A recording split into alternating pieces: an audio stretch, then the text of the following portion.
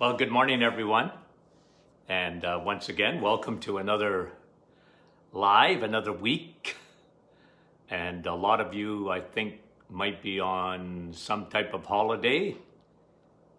To my American friends, President's Day here and in Northern Ontario, or Ontario at least. I don't know if it's all across Canada.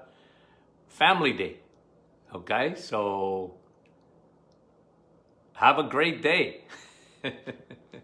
Good morning here, Kim and Denise and Jerry and Diane. Good to have you on with us this morning. Len and Diney. Good to have you guys. Trisha, Dan, and Linda. Good morning to you. From Saint-Jude, Quebec. Nice to have you on. Debbie and is it Darlene? Darlene, Mona, Laurie. I think I missed the ones up on the top. I'll come over after and say hello to you. I don't want to touch my phone because, okay? Maria and Rosa, you guys are great. Pam and Randall, Noel, good morning to you. Okay. Eddie, good morning.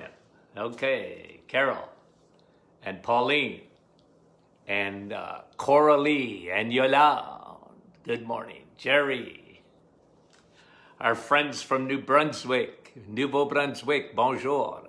And Janie and Sylvia. Okay, let's get going. Deb, good morning to you. Nice to have you on with us. And Marie and Barb and Caroline, thank you very much for watching. Jerry and Andrea and Betty. Okay, I'll come on afterwards and say hello to you guys. Nice to have you on with us this morning. This almost blew me away, okay? So I gotta read the headline first. And it's the first time, I mean this, that I've ever read it somewhere else, okay? And I mean this, okay? It's the first time. This is an article out of Scotland that I saw on the weekend. I think it was written at the end of last week. Listen to, okay, I'm gonna read it to you, and then we'll pontificate about it for a few minutes, but I'm telling you, I just about fell over. Red meat can actually protect us from cancer. Headline, red meat can actually protect us from cancer. What? An article in Scotland.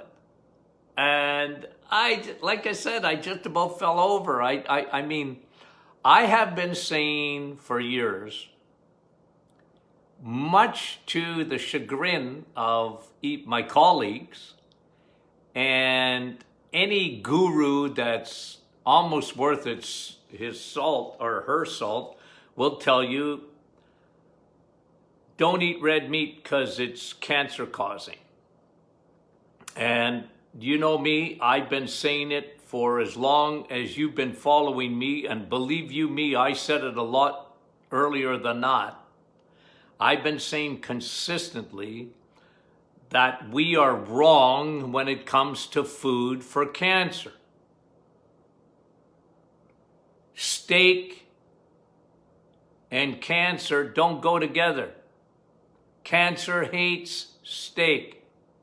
Headline from the Martin Clinic. There's nothing in steak that feeds cancer. And it's not just a neutral food. It's not just a neutral food. Meaning that, okay, maybe it doesn't cause cancer, but this is the first time ever I've seen a headline, I mean it, that says red meat can actually help you to fight cancer. 100% true. And it goes against the grain. And I don't care. I don't. You know, like, I've said it a million times, cancer needs sugar. Cancer needs fuel. Cancer cells need a fuel. And if you look at my protocol to fight cancer, one of them is you absolutely have zero, nada, none, no sugar at all. Don't feed it. Again, I always use the illustration of the PET scan. The PET scan is a cancer tool. It's not for pets. It's a cancer tool. It's better than an MRI because it's specifically made for cancer.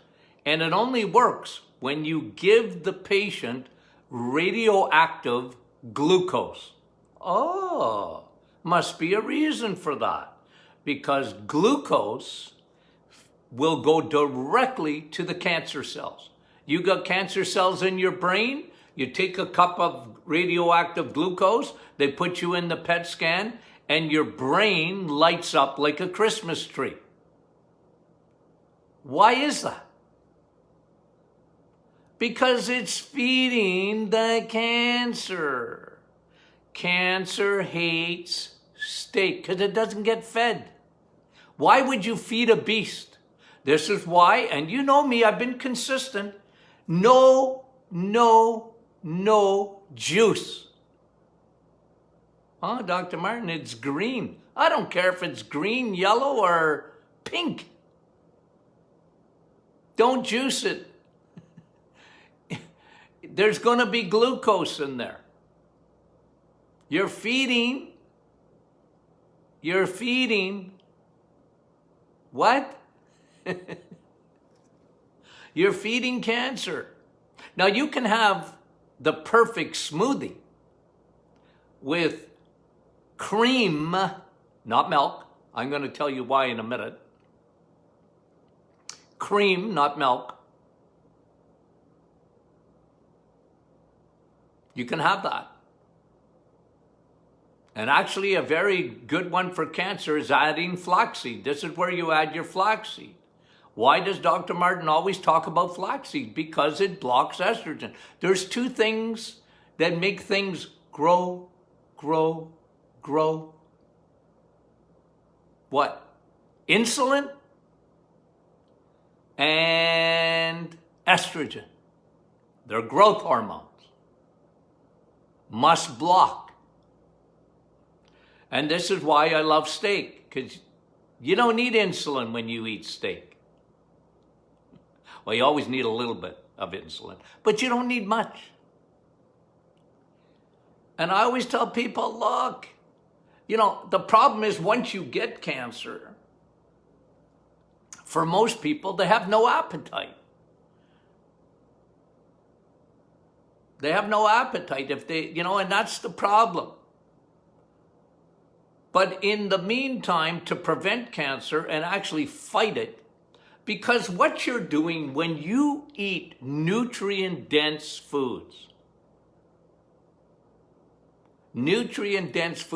you're helping your immune system. You see, your body is made to fight cancer. You and I, all of us, we fight cancer every day. You can't look at your cells on a daily basis. If you could, it would probably scare you. You'll see cells that are damaged, free radicals, oxidative damage, precancerous cells. You and I always fight that. You fight that every day. I've shown you 1,000 times, but I'm going to show you 1,001. I don't care. I always keep my pen to show you what cancer is like, because I'm always teaching this. For cancer to get to the size of a tip of a ballpoint pen, it takes 5 years for cancer to grow like that. Do you think you would even know you have any kind of cancer?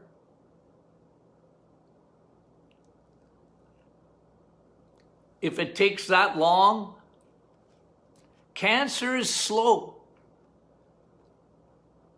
And when you see medicine, I understand it, but I don't agree with it. Medicine is into detection. If that was the headline, medicine is into detection of cancer. And the earlier the better. Am I against that? No. But I'd much rather you prevent cancer.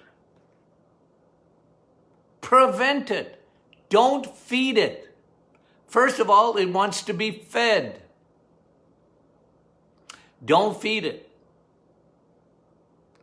It's looking for sugar, rapid sugar. It's like a teenager. Cancer cells are like teenagers. They're junk eaters. Okay? No, but you know what that's like, right? You ever have kids or whatever? I mean, put a steak in front of them and then put a chocolate bar in front of them or ice cream. What do you think they're going to, parents, you know this.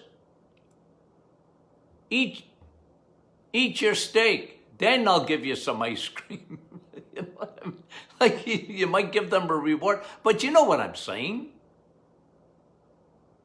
Cancer cells are looking for love in all the wrong places. They're looking for the wrong food. They don't want nutrition. They want junk. I don't know how I can make it any simpler than that. They're looking for junk food. Feed me crap. I don't care. That's what I want. Because then I'm going to grow. See, steak is the opposite of that. It's so high in nutrition. I've said it again a million times. Bring me any. Okay, my wife will always remind me of liver. Okay? Liver's number one, but it's not on number one on the Martin Clinic hit parade because I'm the one that makes up the hit parade. Liver's there, but it's not number one. I don't like liver. I like steak, okay? But you have, bring me any food, put it beside it, including fish. And fish is good. Fish is wonderful. Salmon, tremendous food. So you can put them up there. But bring me anything from the plant kingdom, which are good. It doesn't compare. It just doesn't. I know you're not. Listen, can I give you a little bit of, I'm not a prophet nor the son of one, okay? I've been wrong a lot of times when it comes to looking down into the future, with COVID and everything, okay? I never thought it would last this long, but that's me, okay? But can I tell you what's coming to a theater near you? They're going to tax red meat. I think it's going to happen. It's like if you would have told me 10 years ago that climate change was going to be number one on the hit parade for a lot of politicians.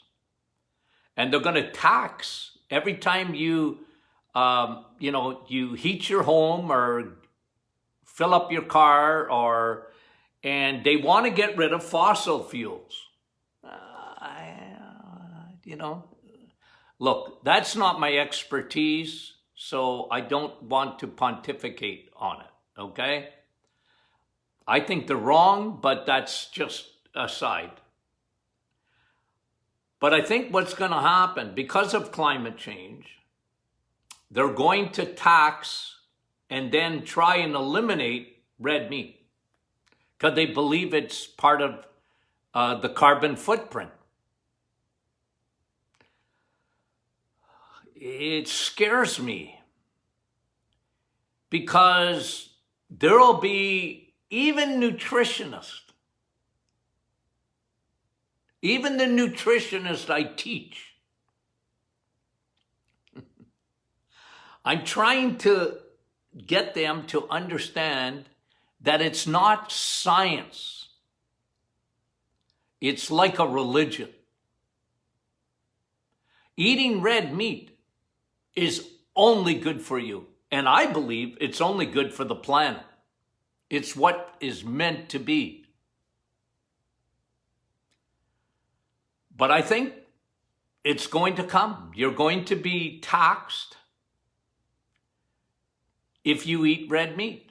You're going to have to pay more with the idea, and I think even a guy like Bill Gates said it, we've got to eliminate that. Because, again, it's not good for the climate, according to them, and then it's not good for you. And people just accept it like it's science. It's not science. How can something be so full of nutrition, all of the nutrition really that you need? How can something that has B12 in it and almost nothing else has B12 in food and be bad for you? Oh, Dr. Martin, it's acidic. No, it's not. And that's where it started with the cancer thing. It'll turn your body, it turns your tissue acidic. You know how many thousands of times I've heard that? No, it doesn't.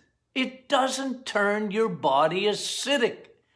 If your body needs nutrition, why would it be acidic? It's not acidic.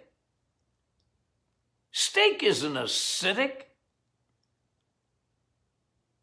Your body knows exactly how to alkalize food. It's nutrient dense. It's nutrient dense. Your body takes all of it. There's no waste. Take cuts that got some fat in it too, okay? Look for the fatty steak. Fatty roast beef. Look for the fat. Your body needs that. It's very high in fat-soluble vitamins, like vitamin A, which is good for your immune system. Vitamin D. See, vitamin D, to some extent, it's in the plant kingdom, but that's for mice. Vitamin D is in the animal kingdom. Vitamin D and vitamin A is in steak, and it's in butter, and it's in eggs, and it's in cheese, and that's how you build you see, your body is looking for, a lot of times we eat, and I love eating, okay, so I get it, but we eat to, satisfy our hunger. And most people, not you guys, because you guys get it, but most people, they put very little effort into looking at whether a food is good for them or not.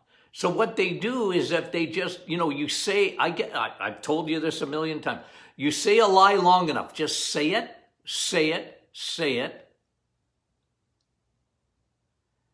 and then it becomes part of, must be true. So steak is no good for you because it's got fat, and fat makes you fat, and fat clogs up your arteries. You know how many times I heard that? When I was a boy in the 1960s, 1950s, 1960s, the cereal companies, boom, boom, boom, boom. Don't eat bacon and eggs. Don't eat bacon and eggs. Don't eat red meat. Eat our cereal.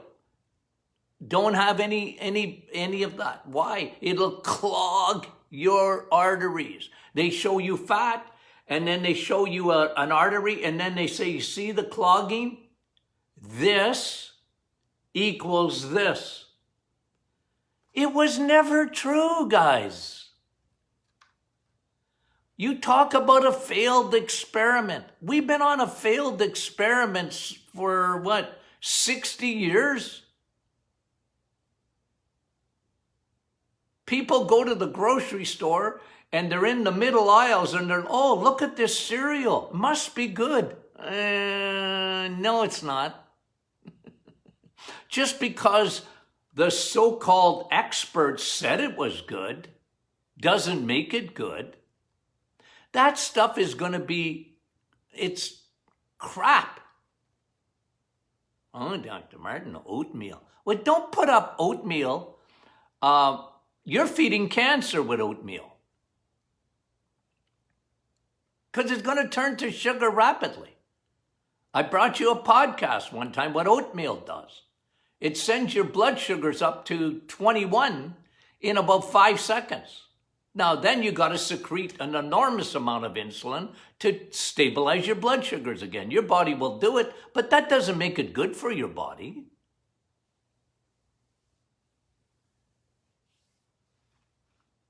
But you'll hear it, you're going to hear it, and I know you guys you're thinking on your own, and, but I'm telling you, it's coming. We're going to pay a tax.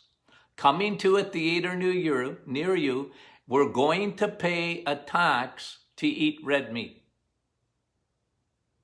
It's insanity, but it's coming, in my opinion.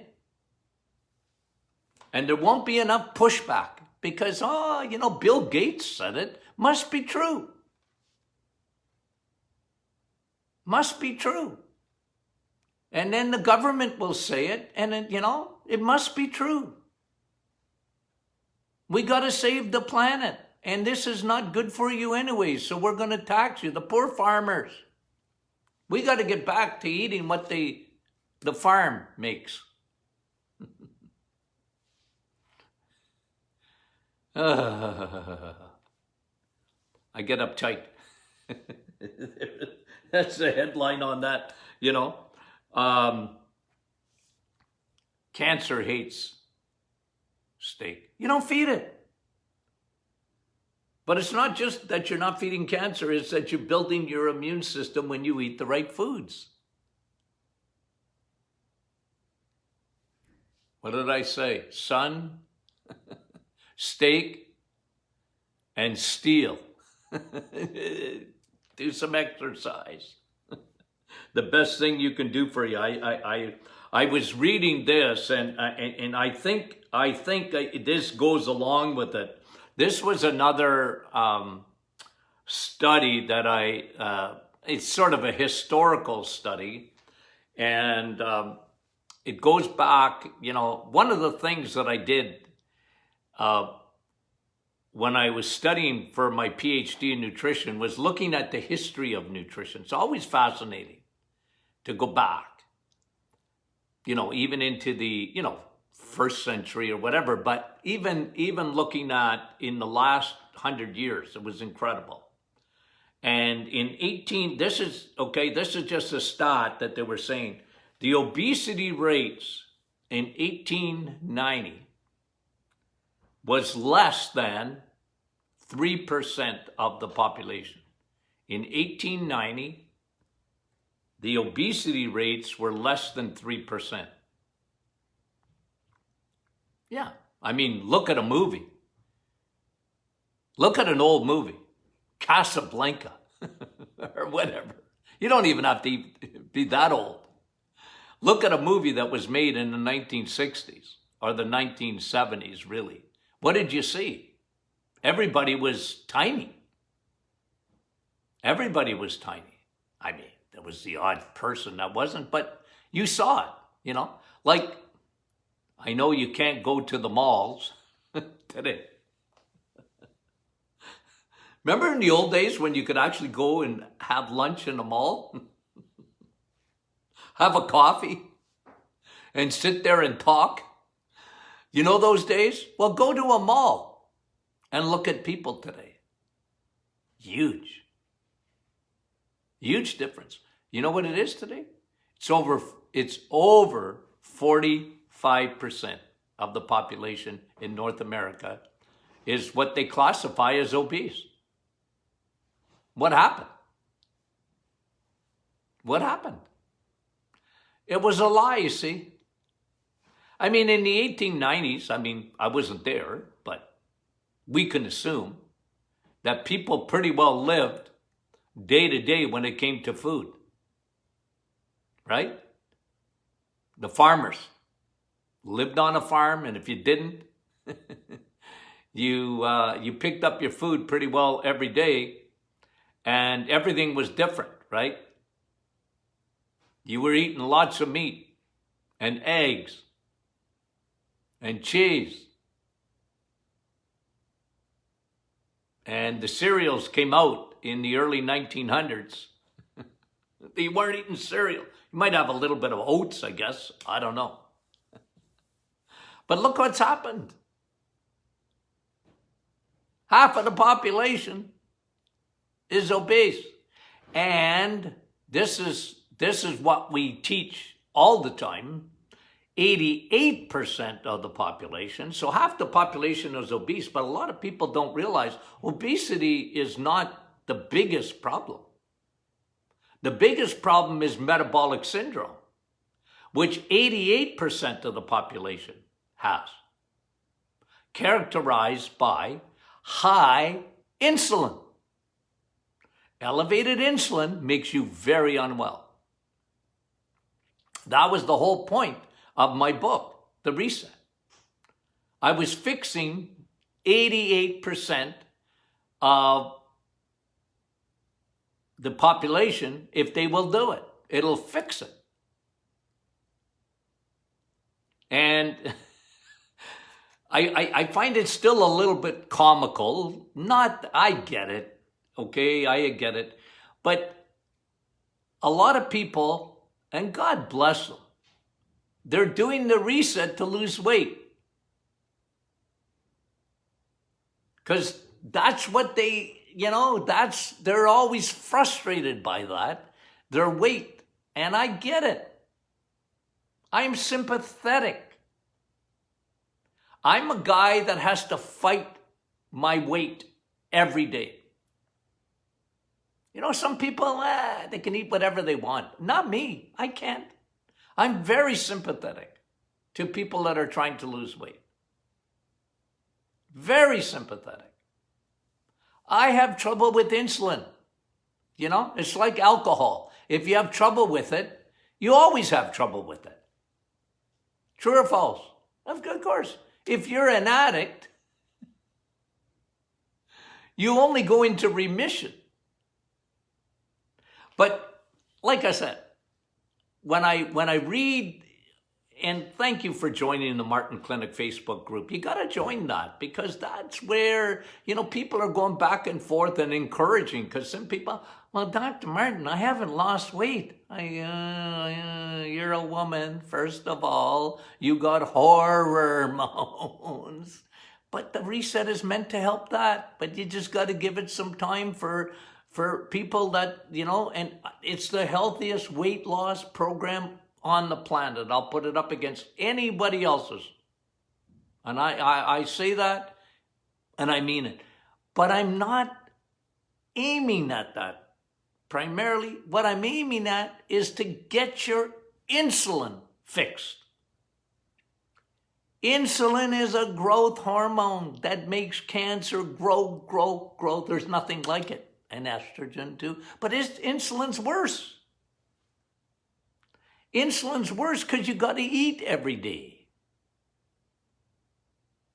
You can't avoid it. You have to fix it. It's the biggest problem in society. It's bigger, I'm going to say it, it's bigger than COVID.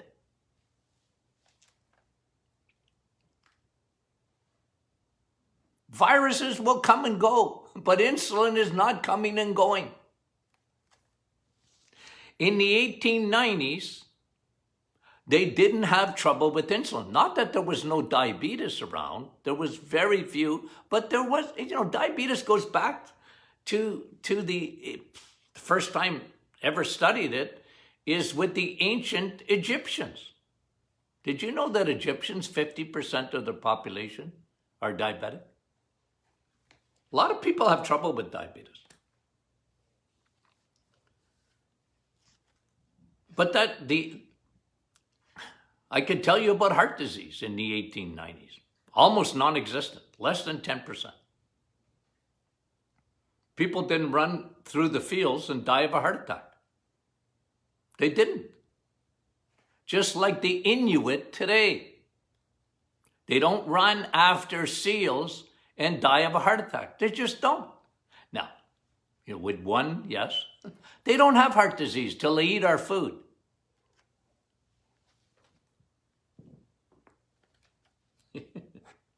Yeah. Okay. But it's really important to understand that. Imagine a headline that would make the headline. Well, as a matter of fact, I didn't see it anywhere else. I've got such a good service to look at, most studies or even articles, anything on health.